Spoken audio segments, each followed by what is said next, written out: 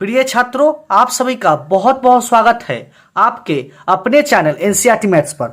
मेरा नाम है राज और मैं आपके अपने चैनल एनसीईआरटी मैथ्स पर बहुत बहुत स्वागत करता हूं। हम लोग कक्षा 10 एनसीईआरटी मैथ्स का सॉल्यूशन कर रहे थे, जिसमें हम लोग आज अध्याय 7 प्रश्नावली 7.1 के प्रश्न संख्या 6 के 3 का सॉल्यूशन करेंगे। पिछला वीडियो में हम लोग प्रश्न संख्या 6 का पहला और दूसरा क्वेश्चन का सॉल्यूशन कर लिए थे। यदि आप वह वीडियो नहीं देखे हैं तो लिंक आपके डिस्क्रिप्शन में डाल दिया गया है, आप वह वीडियो जाके जरूर देखिए। तो प्रश्न संख्या 6 का तीसरा प्रश्न आपकी स्क्रीन पर दिख रहा होगा। आइए प्रश्न को पढ़ते हैं। निम्नलिखित बिंदुओं द्वारा बनने वाले चतुर्भुज का प्रकार यदि कोई है तो बताए तथा अपने उत्तर के लिए कारण दीजिए। क्लियर है? तो 4 बिंदु दिया हुआ है, इन चारों बिंदु से कौन सा चतुर्भुज बनाना है यही प्रश्न में पूछ रहा है। तो 4 बिंदु से निम्न चतुर्भुज का निर्माण हो सकता है। आयत भी हो सकता है, वर्ग भी हो सकता है, सम चतुर्भुज भी हो सकता है। तो यह चतुर्भुज आयत होगा कि वर्ग होगा कि सम चतुर्भुज होगा, इसके लिए सभी भुजा का मान ज्ञात कर लेते हैं। क्लियर है? यदि चारों भुजा बराबर होगा तो वह वर्ग होगा, 2 भुजा आपस में बराबर होगा तो आयत होगा, तो यह ज्ञात कर लेते हैं। तो हम लोग रफ में एक फिगर बना लेते हैं। तो हम लोग एक चतुर्भुज बना लिए, इसका नाम दे देते हैं ए बी सी और डी।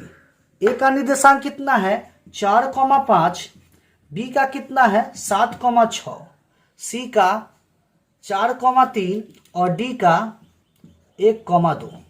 क्लियर है? 4 बिंदु दिया हुआ था, चारों बिंदु का नाम दे दिए। माना कि ए 4,5, बी 7,6, सी 4,3 एवं डी 1,2 किसी चतुर्भुज के शीर्ष है। अब यह ज्ञात करना है कि यह चतुर्भुज कौन सा चतुर्भुज होगा, आयत होगा कि वर्ग होगा कि सम चतुर्भुज होगा। क्लियर है?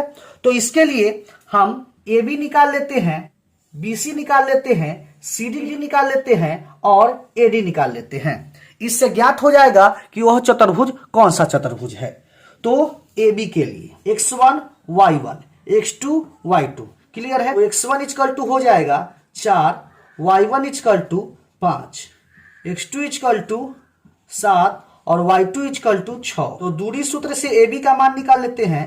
ए B equal to x2 minus x1 का whole square plus y2 minus y1 का होल स्क्वायर। x2 कितना है 7 माइनस 4 का होल स्क्वायर प्लस 6 माइनस 5 का होल स्क्वायर। तो 3 का होल स्क्वायर प्लस 1 का होल स्क्वायर। 3 का होल स्क्वायर 9 प्लस 1 का होल स्क्वायर 1 कितना होगा √10। तो ए बी का मान हो गया √10। अब बी सी निकाल लेते हैं। x1 y1 x2 y2। x1 equal to हो जाएगा 7, y1 इक्वल टू हो जाएगा 6, x2 इक्वल टू हो जाएगा 4 और y2 इक्वल टू हो जाएगा 3। दूरी सूत्र से B C equal to √x2 minus x1 का whole square plus y2 minus y1 का होल स्क्वायर। x2 कितना है 4 माइनस 7 का whole square plus y2 3 minus y1 6 का होल स्क्वायर माइनस 3 का होल स्क्वायर प्लस माइनस 3 का होल स्क्वायर। 3 का whole square 9 plus 3 का होल स्क्वायर 9, 3 का होल स्क्वायर 9 प्लस 3 का होल स्क्वायर 9। माइनस में रहता है, स्क्वायर करते हैं तो प्लस में मान देता है। जोड़िएगा √18। क्लियर है? अब सी डी निकाल लेते हैं। सी डी के लिए x1 equal to x1 y1 x2 y2। x1 equal to 4, y1 equal to 3, x2 equal to 1 और y2 इक्वल टू 2। दूरी सूत्र से C D equal to √x2 minus x1 का whole square plus y2 minus y1 का whole square. x2 कितना है 1 minus 4 का whole square plus 2 minus 3 का होल स्क्वायर। तो -3 का होल स्क्वायर प्लस -1 का होल स्क्वायर। -3 का होल स्क्वायर 9 प्लस 1 का होल स्क्वायर 1। तो रूट अंडर 10। क्लियर है। अब एडी निकाल लेते हैं। एडी के लिए x1 y1 x2 y2, x1 equal to 4, y1 equal to 5, x2 equal to 1 और y2 equal to 2। AD equal to हो जाएगा root under x2 minus x1 का whole square plus y2 minus y1 का whole square. x2 कितना है 1 minus 4 का whole square plus 2 minus 5 का whole square, minus 3 का होल स्क्वायर प्लस माइनस 3 का होल स्क्वायर कितना हो जाएगा 9, 3 का होल स्क्वायर 9 प्लस 3 का होल स्क्वायर 9, जोड़िएगा रूट अंडर 18। क्लियर है। तो यहां पर हम चारों भुजा का मान ज्ञात कर लिए। ए बी कितना हो गया root under 10, B C root under 18, C D root under 10 और A D root under 18। Clear है। तो इससे स्पष्ट हो गया कि आमने सामने की भुजा बराबर है। क्लियर है। जितना ए बी है उतना ही सी डी है। क्लियर है। तो जितना ए डी है उतना सी डी, जितना बी सी है उतना ए डी। क्लियर है। तो इसके आमने सामने की भुजा बराबर है। तो हम जानते हैं जिसके आमने सामने की भुजा बराबर होता है वह या तो आयत होता है या समांतर चतुर्भुज होता है। क्लियर है।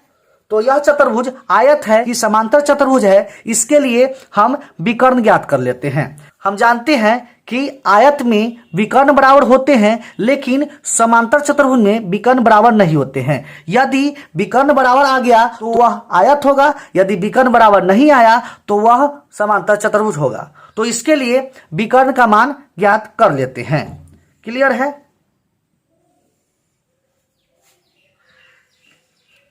तो विकर्ण बीडी के लिए x1 y1, x1 equal to हो जाएगा 7, y1 equal to 6, x2 equal to हो जाएगा 1 और y2 इक्वल टू हो जाएगा 2।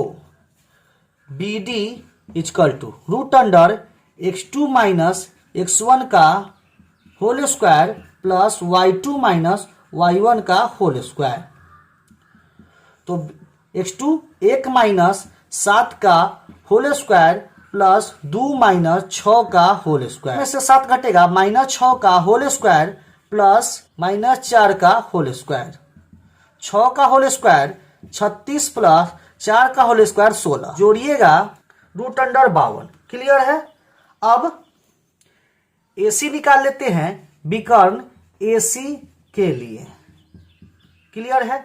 x1 इक्वल टू हो जाएगा 4, y1 equal to 5, 2 equal to हो जाएगा 4 और y2 इक्वल टू हो जाएगा 3।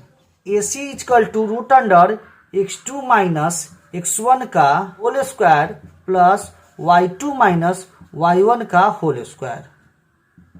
तो x2 कितना है 4 माइनस 4 का होल स्क्वायर प्लस 3 माइनस 5 का होल स्क्वायर। तो 0 का होल स्क्वायर प्लस माइनस 2 का होल स्क्वायर, 0 का होल स्क्वायर 0 प्लस माइनस 2 का होल स्क्वायर 4। तो कितना आएगा रूट अंडर 4, 4 का वर्गमूल 2। क्लियर है। तो यहाँ पर विकर्ण BD का मान रूट अंडर 52 और विकर्ण AC का मान 2। क्लियर है। तो यहाँ पे विकर्ण बराबर नहीं आया, तो हम जानते हैं यदि विकर्ण बराबर नहीं आया तो यह समांतर चतुर्भुज होगा। क्लियर है। क्योंकि आयत में आमने सामने की भुजा बराबर होते हैं और साथ ही साथ विकर्ण भी बराबर होते हैं, लेकिन वहीं समांतर चतुर्भुज में आमने सामने की भुजा बराबर होते हैं लेकिन विकर्ण बराबर नहीं होते हैं। तो यहाँ पे विकर्ण बराबर नहीं आया, अतः यह समांतर चतुर्भुज है। तो यह लिख लेते हैं। यहाँ AB बराबर CD एवं BC बराबर AD तथा विकर्ण AC नॉट इक्वल टू विकर्ण BD है। यहाँ AB बराबर CD एवं BC बराबर AD तथा विकर्ण AC not equal to BD है। अतः ABCD एक समांतर